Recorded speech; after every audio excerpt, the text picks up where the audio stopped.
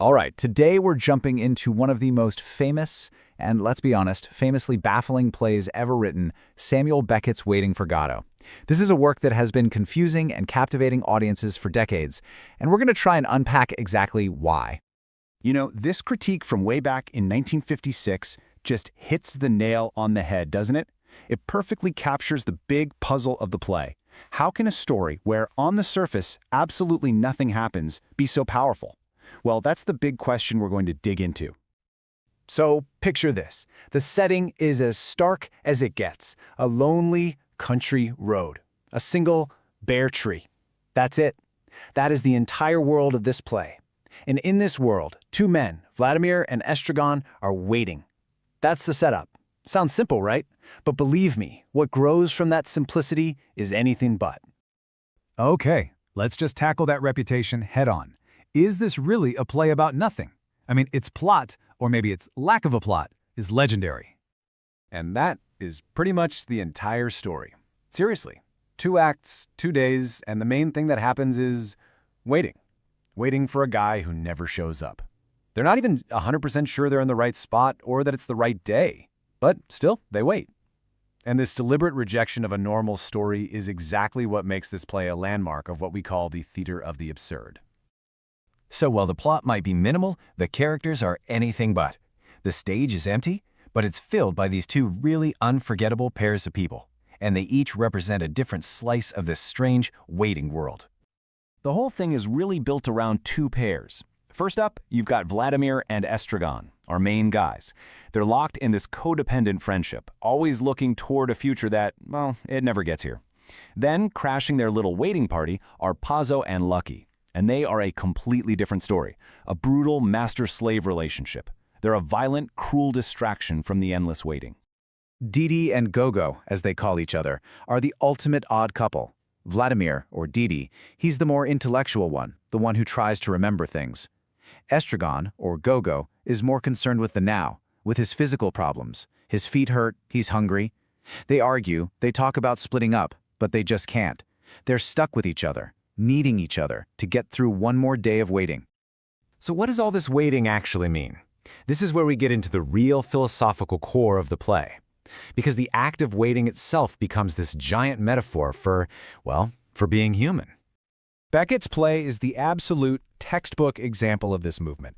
It came about after World War II when a lot of artists and thinkers looked around at all the destruction and felt like the world just didn't make sense anymore, that the universe was chaotic and meaningless. And the theater of the absurd puts that exact feeling right up on stage. You see, the simple act of waiting is what gives birth to all the play's huge ideas. Suffering is everywhere, from Estragon's sore feet to the horrific treatment of Lucky. And their main choice is to keep waiting, which just leads to them doing nothing at all. This creates this vibe of nihilism, the feeling that life has no real meaning. And it gets so bleak that even death just becomes another boring topic of conversation. This line literally opens the play, and they say it over and over. It's their mantra. It's this perfect little summary of their helplessness, their sense that nothing they do matters anyway. They aren't trapped by walls or chains. They're trapped by their own decision to wait. So how do you kill time when time itself feels broken? Well, you talk nonsense, you swap hats, you think about hanging yourselves from the only tree in sight, but then you get sidetracked arguing about who's heavier and whether the branch will hold. It is tragic and hilarious, all at the same time. And this all builds on the play's incredibly strange idea of time. Time in Godot isn't a straight line, it's a loop. Act 2 is almost a carbon copy of Act 1, but with these weird, crucial little differences. Memory starts to break down. Pozzo comes back, but now he's blind and has zero memory of meeting them before. Lucky is now mute. It's like yesterday never even happened, trapping Vladimir and Estragon in this endless repeating present. And this, of course, brings us to the million-dollar question, the mystery that has driven audiences and critics nuts since the day this play first opened. I mean, his name is in the title. He's the whole reason they're out there on that lonely road. Their whole existence revolves around him showing up. So, who is he? Well, the theories are all over the place. A lot of people see the name Godot and think, well, obviously it's God, the savior who will finally arrive and give their lives meaning. And yeah, there's some evidence for that. Others think Godot might be death, the thing that will finally end their suffering. Or maybe he's something more abstract, like fate or meaning itself. or just that vague hope that tomorrow might be better? But you know what the best answer is? It came from Beckett himself. He always refused to say who Godot was, and that refusal, oh, that's the real answer. And that is the absolute key to the whole thing. It doesn't matter who or what Godot is, the play isn't focused on the destination. It's about the journey. It's about what we do, how we act, and how we treat one another while we are waiting for whatever our own personal Godot happens to be. And that right there is why this play, written over 70 years ago, still feels so incredibly relevant. It taps into something universal about being human. This line from Estragon might be the most profound one in the whole play. All their silly games, their conversations that go nowhere, their friendship itself, it's all just a way for them to prove to themselves that they're real, that their lives matter, even in a universe that seems like it couldn't care less. In the end, Vladimir and Estragon are basically us. I mean, we all wait for something, don't we? A new job, finding the right person, for things to finally get better, for some purpose to show up and tell us we're on the right track. The play just holds up a mirror and asks us to take a hard look at our own lives and the things we do to pass the time.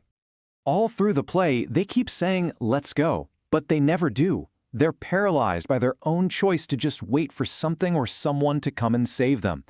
And this all builds to one of the most famous, most haunting final images in the history of theater. That is the very last line of both acts. After they decide to leave, after the sun goes down and Godot, once again, is a no-show, they stay. Frozen. It's such a powerful statement about human inertia, about hope and despair, all packed into just 4 simple words. So, the play ends, but its biggest question just keeps echoing. Beckett gives us 0 easy answers. Instead, he leaves us with this final, personal challenge. He forces us to look away from the stage and back at ourselves.